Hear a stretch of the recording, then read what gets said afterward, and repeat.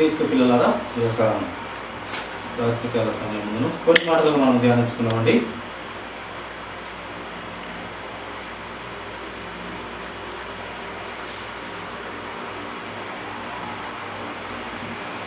ఫిలిప్పీయులకు రాసినటువంటి పత్రిక 2వ అధ్యాయం 17వ వచనం మరొకసారి చదువుకున్నాము. మరియు నీ విశ్వాస యాగములోను దాని సంబంధమైన సేవలోను నేను పానార్పణముగా పోయబడినను నేను ఆనందించి మీ అందరితో కూడా సంతోషించును. అటువలనే మీరును ఆనందించి నాతో కూడా సంతోషించుడి. చూడండి, ఇక్కడ విశ్వాస యాగముగా దాని సంబంధమైన సేవ, విశ్వాస సంబంధమైన యాగముగా మనము దేవుని సేవలో ఎదగాలి, దేవుని సత్యములో ఉండాలి అని దైవ గ్రంథంలోని పరిశుద్ధ ఆత్మదేవుడు రాయించినటువంటి మాటలను బట్టి మనము ఏలాగా ఉండాలి. ఒక విశ్వాసం అంటే విశ్వాస యాగముగా మనము దేవునికి సజీవ యాగముగా, విశ్వాస యాగంగా దేవునికి మనము సమర్పించుకోవాలి మన జీవితం అంటే. చూడండి, అలాగే హెబ్రీయులకు రాసినటువంటి పత్రిక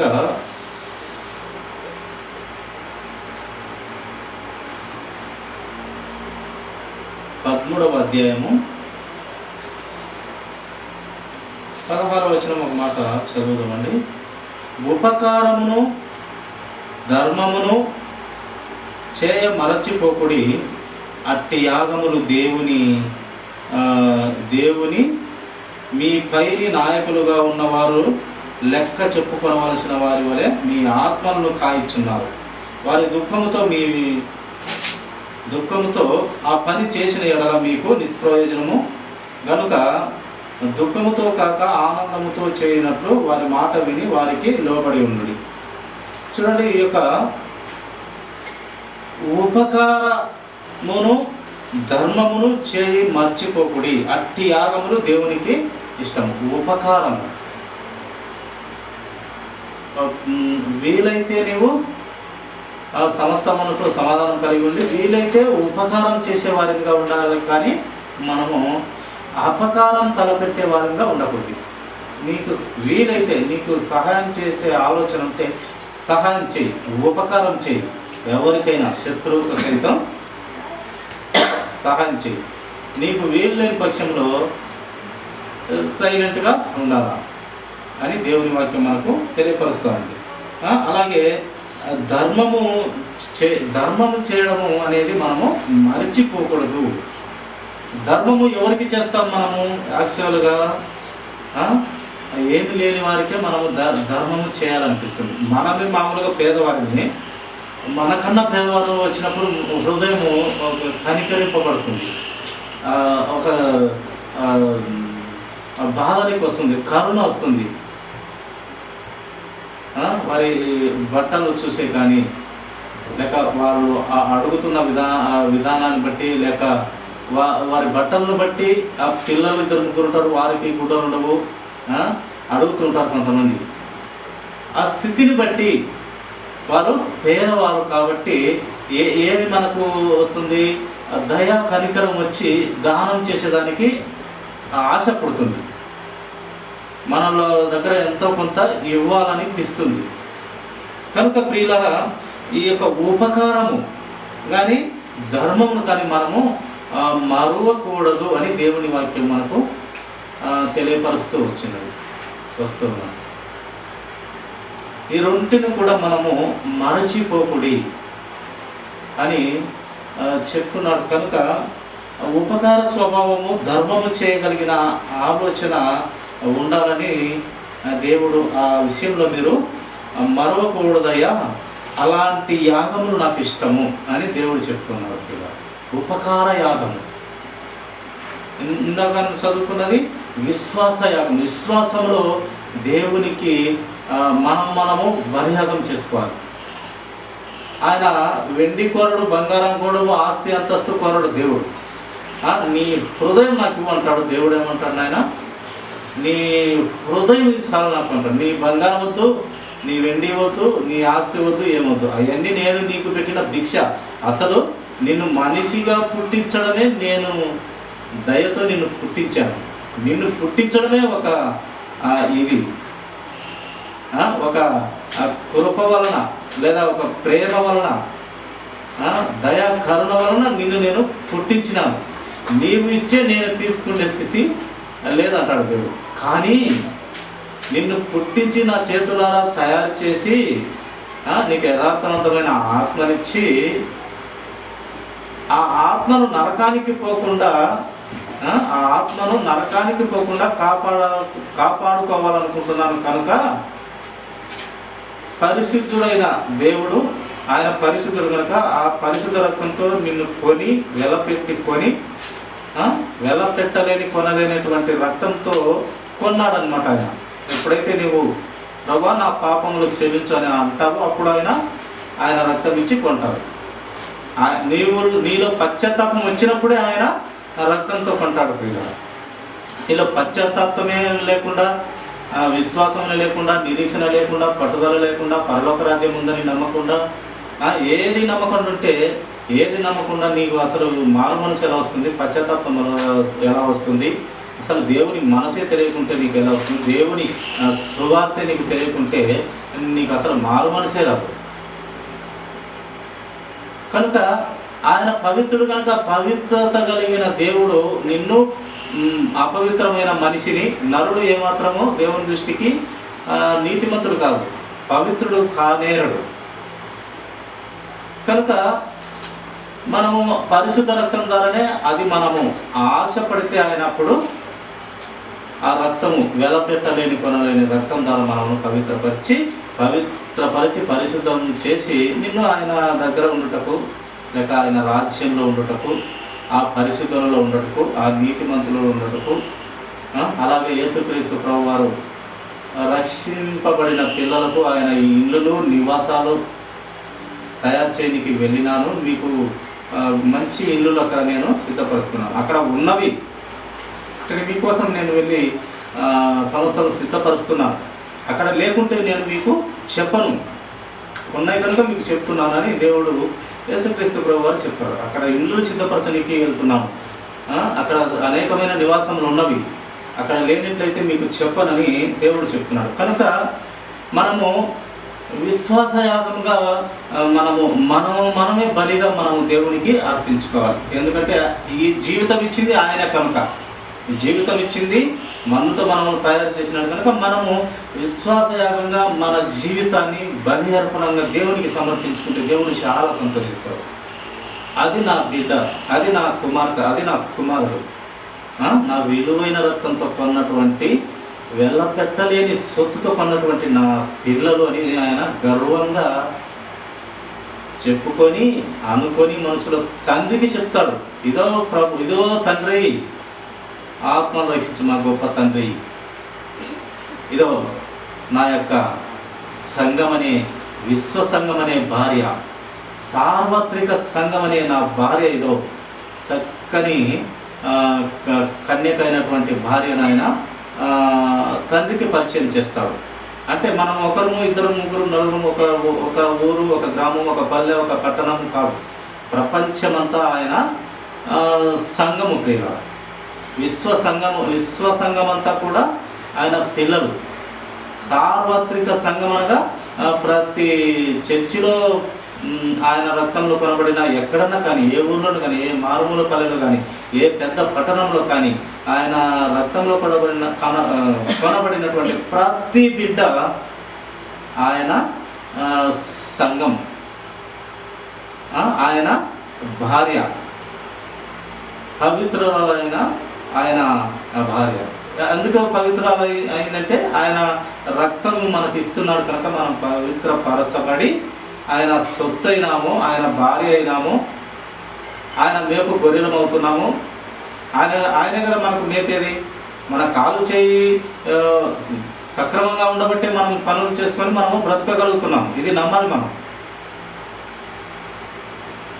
ఎప్పుడైతే నోరు మంచిదైతే ఊరు మంచిదవుతుందంట. అలాగే మనము నోరు మంచిదిగా ఉండి దేవుణ్ణి నమ్మి మనం బ్రతికినట్లయితే ఆయన అన్యాయస్తుడు కాదంట. ఆయన అన్యాయం చేయడు. అన్యాయం చేయటం అసంభవం అని దేవుని గురించి రాయబడుతూ వచ్చింది. ఆ దేవుడు అన్యాయం చేయట అసంభవం అని రాయబడుతూ వచ్చింది. కనుక మనం నోటి శుద్ధి కలిగి అన్యాయం చేయని ఆ దేవుని మనం భయభక్తులు కలిగి ఉంటే దేవుడు అన్యాయం చేయడు. మన నోరు ఎప్పుడైతే టంగు స్లిప్ అవుతుందో, పొరపాటు మాటలు దూషపు మాటలు వస్తుందో, నిజంగా ఆయన చూస్తాడు పిల్లలు. ఎవరికైనా ఆయన అవిశ్వాసులే కాదు, విశ్వాసులలో కూడా సైతం ఆయన బుద్ధి చెప్తాడు.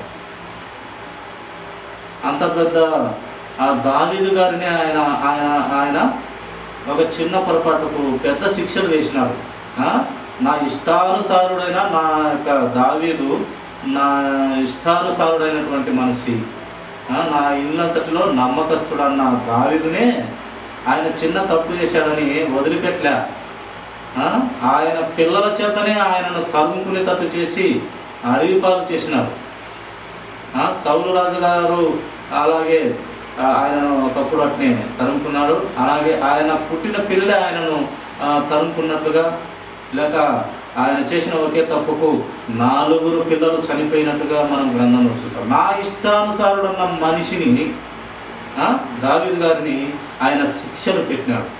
ఎందుకంటే దేవుడు అందరికీ ఆయన సమాధానం కలిగి ఉంటాడు. అనగా అందరినీ ప్రేమిస్తున్నటువంటి దేవుడు ఆయన. ఒకరిని ఎక్కువ ఒకరిని తక్కువ అని కాదు. నన్ను అంగీకరించిన బిడ్డ నాకు ఇష్టమైన వాడు కనుక అతను తప్పు చేసినా నేను క్షమిస్తాననేది దేవుని దగ్గర ఉన్నది. నన్ను నమ్మిన బిడ్డ తప్పు చేసినా నేను క్షమిస్తాననే ఆలోచన దేవుని దగ్గర ఉన్నది. శిక్షలు అయితే తప్పలేదు, కానీ ఎందుకంటే పొరపాటు చేసినాడు కనుక మళ్ళీ ఆశీర్వదిస్తూ వచ్చినాడు. చివరి వరకు దావీదు నమ్మకంగా ఉన్నాడు. అలాగే నన్ను నమ్మినాడని నేను అతన్నే చూసుకుంటాను, నమ్మలేదని వాడిని సరిగ్గా చూడాలనేది దేవుడు అందరికీ అన్నీ ఇవ్వాల్సినవన్నీ ఇస్తాడు. పిల్లలు ఇస్తాడు, ఆస్తులు ఇస్తాడు, అంతస్తులు అన్నీ ఇస్తాడు. అవి ఇవ్వటంలో ఏ యొక్క కపటము లేకుండా, ఏ భేదము లేకుండా, ఏ మతము కులము చూడకుండా ఇచ్చేటివన్నీ అన్నీ సమానంగా ఇస్తాడు. పిల్లలు కానించి ఆస్తి అంతస్తులు అన్నీ కూడా ఇస్తాడు.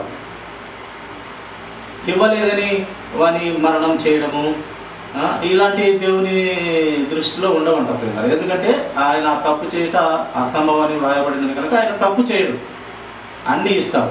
ఇచ్చి ఎందుకు ప్రతి ఒక్కరిని ఆయన కాపాడుకోవాలనుకుంటున్నాడు కనుక, ప్రతి ఒక్కరిని కాపాడుకోవాలనే ఆలోచన ఉంది కనుక నీకు దేవుని వాక్యాన్ని హృదయాలలోకి పంపించి నీకు మారు మనసు కలిగే ఆలోచన ఇస్తాడు. దానికి నీవు దేవుడిచ్చినటువంటి ఆత్మ యథార్థవంతమైనది కనుక ఆ ఆత్మతో నీవు ఆలోచన కనుక చేస్తే నీకు మారు మనసు కలిగి నీవు దేవుని దగ్గరకు వస్తావు, దేవుని ఆలోచనలోకి వస్తావు. దేవుని గురించి తెలుసుకొని పాప క్షమాపణ నిమిత్తము మారు మనసు పొంది బాప్తిసం తీసుకుంటే నీవు ఆయన బిడ్డ అవుతావు. కనుక ఒక విశ్వాసములో మనము దేవుణ్ణి అప్పచెప్పుకోవాలి. అలాగే ఆ విశ్వాసం కలిగిన మనము ఏ యొక్క ఆలోచన కలిగి ఉండాలంటే మనము ఉపకారం కలిగి ఉండాలి, ఉపకారమును చేసేవారిగా ఉండాలి, ధర్మము చేసేవారిగా ఉండాలి. అది మరొక సుని అని దేవుని వాక్యము తెలియపరుస్తూ ఉంది. చూడండి, మరొక ఆయన యాగం గురించి చూస్తాము. అదే హెబ్రీయులకు రాసినటువంటి పత్రిక 13వ అధ్యాయమే 4వ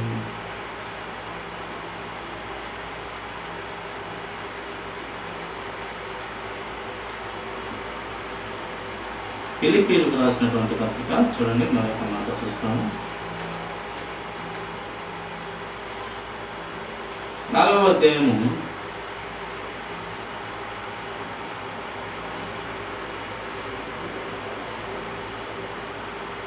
15వ వచనం చూస్తామండి. ఫిలిప్పీయులారా, సువార్తను నేను బోధింపనారంభించి మాసిదోనియాలో నేను వచ్చినప్పుడు ఇచ్చు విషయంలోనూ పుచ్చుకొని విషయంలోనూ మీరు తప్ప మరి ఏ సంఘపు వారును నాతో పాలివారు కాలేదని మీకే తెలియను. ఏలైనగా తెస్సలోనికలో కూడా మీరు మాటి మాటికి నా అవసరం తీర్చుటకు సహాయం చేసి. అలాగే 17వ వచనం చూసుకున్నాం చూడండి. నేను ఏమిని ఆపేక్షించి ఇలాగ చెప్పుటలేదు, కానీ మీ లెక్కకు విస్తార ఫలము రావాలని ఆపేక్షించి చెప్తున్నాను. ఈ యొక్క అపోస్తలుడైన పౌలు గారు ఆ సంఘస్థులను, ఆ సంఘంలో మంచివారిని గురించి, సహాయం చేసే పిల్లల గురించి ఆయన ఇక్కడ మాట్లాడుతూ ఉన్నారు. మనకు ఈ యొక్క సహాయం చేసే యాగము, సహాయం చేసుకునే యాగము, అలాగే సహాయం చేసుకునే యాగం కలిగి ఉండి మన బాధలు, ఇరుకులు, ఇబ్బందులన్నీ కూడా చెప్పుకునే వారిగా మన మిత్రులతో, అలాంటి యాగం కూడా దేవునికి ఇష్టపూర్వకంగా ఉన్నది. ఇక్కడ సంఘంలో ఉంటారు చూడండి. ఏలయనగా తెస్సలోనికలో కూడా మీరు మాటి మాటికి నా అవసరము తీర్చుటకు సహాయం చేసింది. వారు సహాయం చేస్తూ వచ్చినారు. ఆ యొక్క సంఘంలో, తెస్సలోనికలకు సంఘంలో పౌలు గారికి మాటి మాటికి ఆ దైవ సేవకునికి, ఆ అపోస్తలుడైన పౌలు గారికి, అందరు కాదు, ఆయన విశ్వాసంలో ఉన్న పిల్లలు, ఆయన రక్తంలో కడగబడిన పిల్లలు మాటి మాటికి ఆయనకు సహాయం చేస్తూ వచ్చినారంట. చూడండి, ఆ సంఘము ఏం నేర్పించినారంటే సహాయం చేసుకునే అలవాటు ఆ సంఘంలో ఆ పిల్లలకు దేవుడే అటు ఆలోచన నేర్పించిన. పౌలు గారు చెప్తే అటు మంచి స్వభావం కలిగి ఉన్నారు. 18వ వచనం కూడా చదువుకున్నాము. నాకు సమస్తమును సమృద్ధిగా కలిగి ఉన్నది, మీరు పంపిన వస్తువులు ఎపోక్రోదితు వలన పుచ్చుకొని ఏమీ తక్కువ లేక ఉన్నాను అని, అవి మనోహరమైన సువాసనయు దేవునికి ప్రీతికరమును ఇష్టమునైన యాగమునై ఉన్నవి. సో వాళ్ళు చేసినటువంటి సహాయం అంట చాలా వస్తువులు కొదువు లేకుండా ఆయన దగ్గర పెట్టింది. ఏది? క్రీస్తు పని జరిగించుటలో వస్తువు. ఆ యొక్క వస్తువులే కానీ, ఆ యొక్క ధనమే కానీ, ఆ ధనముతో లేక ఆ వస్తువులతో దేవుని పరిచర్య చక్కగా జరుగుతున్నది. ఆ జరుగుతున్న దాని గురించి ఏం మాట్లాడుతున్నాడంటే, ఏవి తక్కువ లేక ఉన్నాడంట, మనోహరమైన సువాసనయు దేవునికి ప్రీతికరమును ఇష్టమునైన యాగమునై ఉన్నవి. మంచి పనులు చేస్తే ఆ మనోహరమైన సువాసన దేవునికి ఇష్టము, ఆ యాగం మంచిది, ఆ సహాయం చేసే తత్వం గొప్పది అని ఇక్కడ పౌలు గారు ఆ సంఘస్థులను ఆయన పొగుడుతూ ఉన్నాడు. పిల్ల సహాయం చేసే గుణం ఉండాలి. ఏదో ఒక సామెత ఉంది కదా, అది ప్రార్థన చేసే పేదల కన్నా సహాయం చేసే చేతులు మిన్నంట. ఒక్కొక్కరి అది మంచిది. ఊరికి ప్రార్థన చేస్తాము కానీ సహాయం చేసే తత్వము, గుణం ఉండదంట. అందుకని అది ఒక లోకనానుడిగా వచ్చినటువంటి మాట. ప్రార్థనే కాదు, సహాయం చేసే తత్వం ఉండాలి. ఆ తత్వము ఈ యొక్క ఏ సంఘంలో, ఇది తెస్సలోనికలకు సంఘము, తెస్సలోనికల సంఘంలో వాళ్ళు చేసేవారు. ఆ యొక్క మాటికి సహాయం చేసే సంఘం ప్రియుల, అది మంచి సువాసన కలిగినటువంటి, మనోహరమైనటువంటి, దేవునికి ప్రీతి కలిగినటువంటి యాగము అది అని అంటున్నారు. సహాయం చేసే తత్వము, ఆ మంచి యాగము నాకు ఇష్టము, ఆ మనోహరమైన సువాసన భరితమైన యాగము నాకు ఇష్టమని దేవుని మాటలు ఇక్కడ మనకు తెలియపరుస్తూ ఉన్నాయి. అలాగే చూడండి, రోమా 12:1 ఒక మాట చదువుకుందామండి. రోమీలకు రాసినటువంటి పత్రిక, అపోస్తలుడైన పౌలు గారు, ముగించుకున్నాము. 2వ అధ్యాయము. కాబట్టి సహోదరులారా, పరిశుద్ధమును దేవునికి అనుకూలమునైన సజీవ యాగముగా మీ శరీరములను ఆయనకు సమర్పించుకొనుడని దేవుని వాత్సల్యతను బట్టి మిమ్మును బతిమాలుకొనుచున్నాను. ఇట్టి సేవ మీకు యుక్తమైనది. చూడండి, ఇక్కడ ఇందాక మనం సజీవ యాగంగా చేసుకోవాలని అనుకున్నట్టుగా ఈ వాక్యం చూడండి.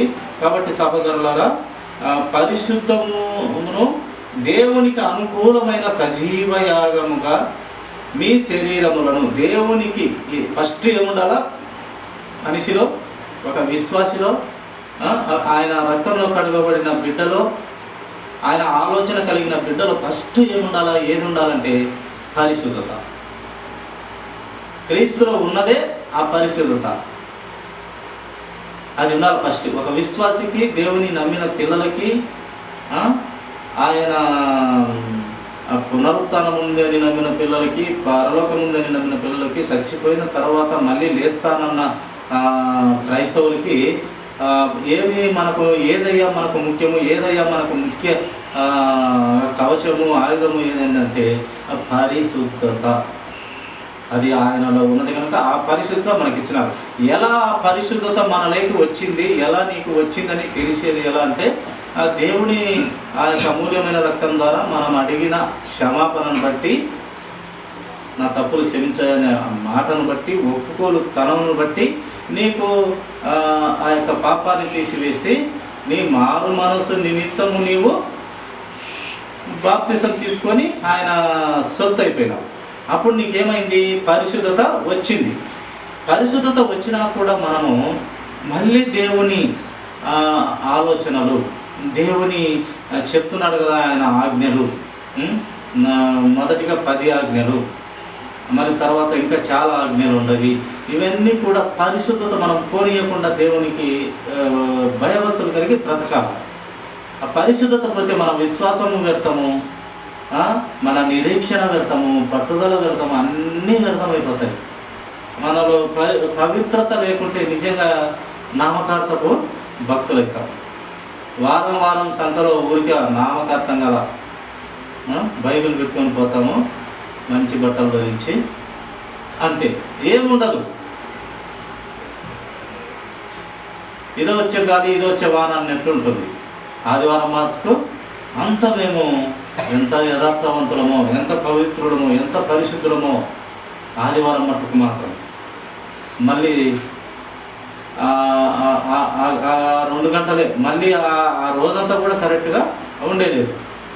ఆయన రక్తమాంసంలో పాలు గుంపులో పోయి వస్తాము, మళ్ళీ ఆ సాయంత్రానికి కూడా కరెక్ట్గా మనము ఉండలేకపోతున్నాం.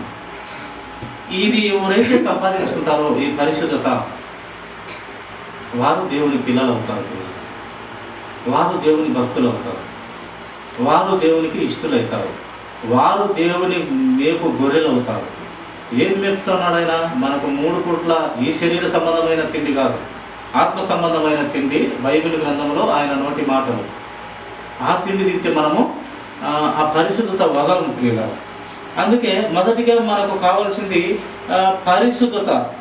దేవునికి అనుకూలమైన సజీవ యాగముగా మీ శరీరములను ఆయనకు సమర్పించుకున్నాడని దేవుని వాత్సల్యతను బట్టి మిమ్మల్ని బతిమాలుకొనుచున్నానయ్యా అని ఆ సంఘపు వారిని పౌలు గారు బతిమాలుకొనుచున్నాను. పరిశుద్ధత ఎప్పటికీ వదులుకొనవద్దు, వాటిని కాపాడుకొనండి అని ఆ సంఘపు వారికి అపోస్తలుడైన పౌలు గారు బాధపడుతూ బతిమాలుకొనుచు ఇట్టి సేవ మనకు యుక్తమైనది అంటున్నాడు. పరిశుద్ధత కలిగి దేవుని మనము సజీవ యాగముగా మనం ఆయనకు అర్పించుకుంటే మన శరీరములను, ఇది సేవ. ఇట్టి సేవ దేవునికి యుక్తము, మనకు మంచిది అంటున్నాడు. చూడండి, చివరికి ఒక మాట స్తుతి యాగంగా చూసుకుందాము, ముగించుకుందాము.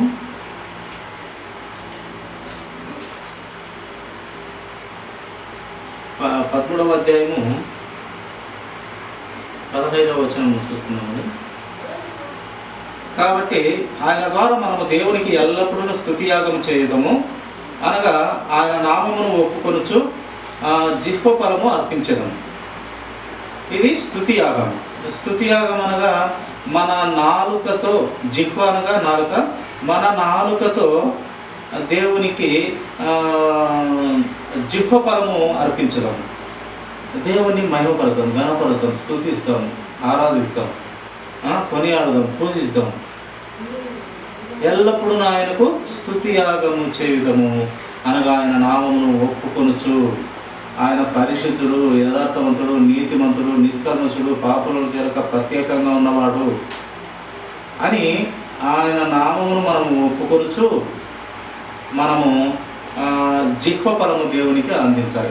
మన నాలుకతో అదే నోరు మంచిదైతే ఊరు మంచిదవుతుంది అన్నటువంటి ఈ లోక సామెత ప్రకారము మన మంచి ఆలోచనలతో, యథార్థవంతమైన మనసుతో, పరిశుద్ధతో మన జిహ్వ ఫలము, మన నోటి మాటలను ఆయనను ఘనపరచాలి, స్తుతించాలి, మహిమపరచాలి, ఆరాధించాలి, పూజించాలి. ఆ నోటి శుద్ధి కలిగి ఆయనను ఆరాధించే అట్టి ఆరాధన, అట్టి మహిమ, ఘనత ఆయనకు చెల్లుతుంది. మనము సరే మన నోటి శుద్ధి లేకుండా మనం దేవుణ్ణి ఆరాధిస్తే అది కుదరదు. కనుక ప్రియులారా, అట్టి స్థితిలో మనం ఉండాలి. విశ్వాస యాగంగా ఉండాలి, ఉపకార యాగంగా కలిగి ఉండాలి. సహవాసములో మంచి పనులు చేసే, దేవునికి మంచి పనులు చేసే దైవ సేవకులు కూడా సహాయపడుతూ ఉండాలి. అలాగే సమర్పణ, మనం దేవునికి సమర్పణ యాగంగా ఉండాలి. చివరగా మన నోటి జిహ్వ ఫలముగా స్తుతి యాగంగా ఉండాలని ఈ దేవునికి ఇష్టమైన యాగాలు అంటే ఇవి. ఆయనకు ఇష్టమైనది బలులు కాదు పిల్లలు, మన పవిత్రతతో దేవుని స్తుతించాలి. అయ్యా, నీ బలులు, నీ డబ్బు, నీ ధనము నాకు అక్కర్లేదు, నాకన్నా ఎక్కువ ఉందా నీకు, నేను ఇస్తేనే నీవు బాగున్నావు, దేవుడు ఇస్తేనే మనం బాగుంటాం. ఎంత ఉద్యోగం అన్నదాన్ని, ఎంత ఇది అన్నదాన్ని ఆయన ఇస్తేనే మన జీవితాలు బాగుంటాయి. ఆయన మనకు ఉద్యోగం లేక మనకు ఒక అవటితనం పెడితే ఏ విధంగా మనకు డబ్బు వస్తుంది, ఏ విధంగా మనం ఆరోగ్యంగా ఉంటాము, ఏ విధంగా చేత మనము దేవుని కృపను పొందుకుంటాము. ఆయన ఇస్తున్నాడు కనుక మనము బాగున్నాము. ఆయన ఇవ్వకుంటే మన పరిస్థితి అడుక్కు తినే వారి కన్నా ఇంకా దీనస్థితిలోకి వెళ్ళిపోతుంది. ఎంత ధనవంతులమైనా, ఎంత ఆస్తిపరులమైనా ఆయన ఒకసారి కన్నడ చేస్తే ఏమవుతుంది, అడుక్కు తినే వారి కన్నా దీన స్థితిలోకి వచ్చేస్తుంది. కనుక ప్రియులారా, ధనముందని మనము విరవిగవలసిన అవసరం లేదు, ధనముందని దేవునికి కోపం లేదు. కానీ దేవుడు ఏం కోరుతున్నాడంటే మంచి పనులు చేస్తూ పరిశుద్ధత కలిగి జీవించమని దేవుడు చెప్తున్నాడు. అట్టి పరిశుద్ధతతో మన నోటి శుద్ధి కలిగిన నోటితో దేవుని మహిమపరిస్తే ఆయన ఆ సృష్టికర్త మహిమపరచబడతాడు. మన నోటి శుద్ధి లేకుండా ఆయనను మహిమపరిస్తే ఆయన ఏమంటాడు, మీరు నోటితో నన్ను ప్రార్థిస్తున్నారు కానీ మీ హృదయం నాకు చాలా దూరంగా ఉందంటాడు. కనుక మనము నోటితో మాత్రం కాక హృదయాన్ని పవిత్రపరచుకొని మన మంచి జిహ్వ ఫలములుగా దేవుణ్ణి స్తుతించి మహిమపరిచి కనపరచాలని దేవుడు అటు యాగములుగా మనకు తెలియపరుస్తున్నాడు. ఈ కొద్ది మాటలు దేవుడు దీవించినాక తల నుంచినట్లయితే చిన్న ప్రార్థనతో ముగించుకోండి.